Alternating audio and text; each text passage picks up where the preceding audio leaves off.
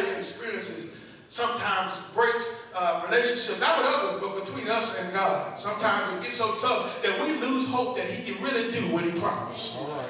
Yeah. Chapter 37, verse 26, Ezekiel 37:26 says, and I will make a covenant of peace with my people, with them, an everlasting covenant. I will give them their land. I will put you back in place. God is good. God is good, y'all. God is good. He says, not only am I going to give you your promise, but you're out of place right now. That valley is not your home. Look at somebody and say, the valley is not forever. It's not your home. Failure is not final. Struggle ain't going to last always. Weeping may endure for a night, but joy comes in the... I'm trying to give it to you like he gave it to me. I will give them their land. And when they get there, he says, I will increase their number. I'm going to put you back in place. And when you get in place in my will, I'm going to multiply you. Y'all know God don't know how to add. All God does is multiply. Woo! And I'm glad about it. He says, give and shall be given unto me. Good measure, pressed down, shaken together, running over, shall men give unto your bosom. Yeah, he says, I don't add, I multiply. Try me out and see. Bring your offering, bring your tithe to the storehouse. See when I open up a window from heaven and pour you out a blessing that you're not even able to receive. Most of us got closets where God has multiplied and we don't even know what to do with the stuff. Valley is not your home. The valley has an expiration date. It has a start date, and then the struggle will be over one day. We might not go back to the same normal, but we're going to have a different normal. This can't last forever. So I'm going to put you back in your place, and I'm going to blow you up. I'm going to increase your numbers. I'm going to magnify you. And most importantly, he says, I'm going to make my abode around you. I'm going to place my temple where you are. When you're in the, while they were in the valley, God's presence wasn't there. That's why they were dry.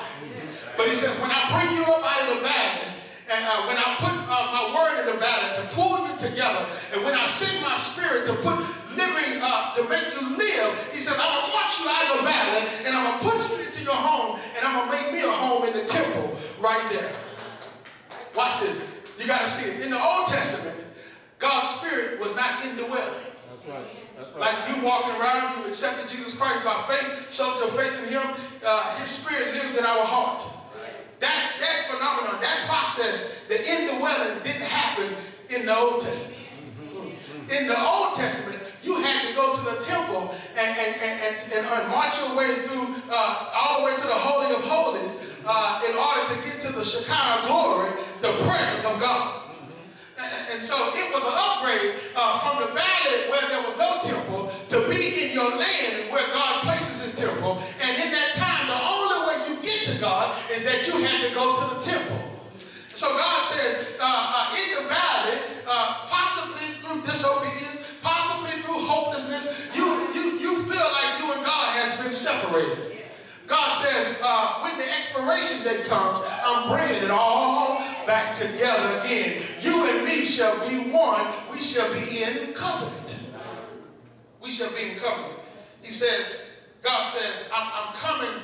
Watch this. That peace, that word peace, when he says, I will make a covenant of peace. That word peace means that there was enmity between, there was war, there was anger, there was bitterness between God's people and God. They were in the valley because of that very enmity and that very strong disobedience and dislike for God. God says, don't take no other God before me. They were worshiping everything. Everything that looked good, they began to worship. They stopped trusting in God, stopped trusting in statues and Baal and all kinds of things. God says, because of that, I didn't have peace with you. But he says, I come to the valley where you are because you were disobedient, but I've come to forgive that. And I've come to bring peace between God and the people. I've come to bring peace to you. He says, I've come to dwell among you. He says, I've come to be close to you again. Somebody in the valley think that, I'm backsliding and God has walked away from me. No, God says, I've been there the whole time. It's your mind that's blinding you from my presence.